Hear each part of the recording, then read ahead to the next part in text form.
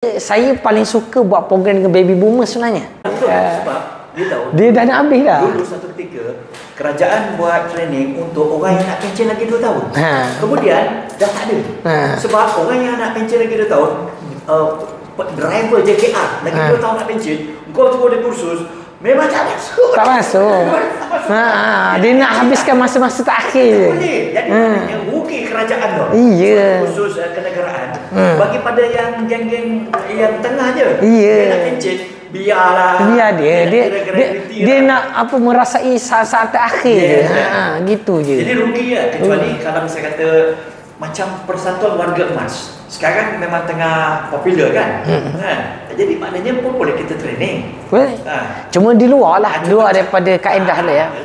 Luar daripada apa ni, tengok sasaran lah, sasaran boleh. Macam Mahathir, dia still boleh follow lah. Sebab itu hari ni saya paling suka buat program dengan baby boomer sebenarnya berbanding yang lain.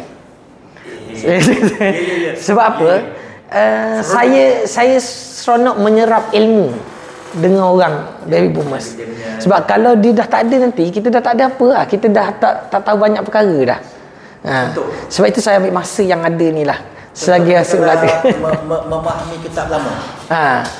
Kadang-kadang setengah memang tak ada lah kita. Tapi baby boomers ni yang grup tu lah, dia memang dia faham macam mana nak mengambil kan. Ilmu tu yang kita nak, tapi teknologi kita.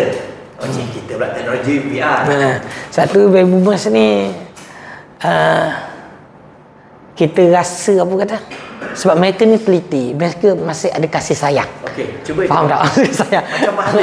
Macam Mahathir, macam mana you nak kita nak dakwah dia? Dakwah. Contoh dakwah, dia ada bagi training kat dia. His own thought.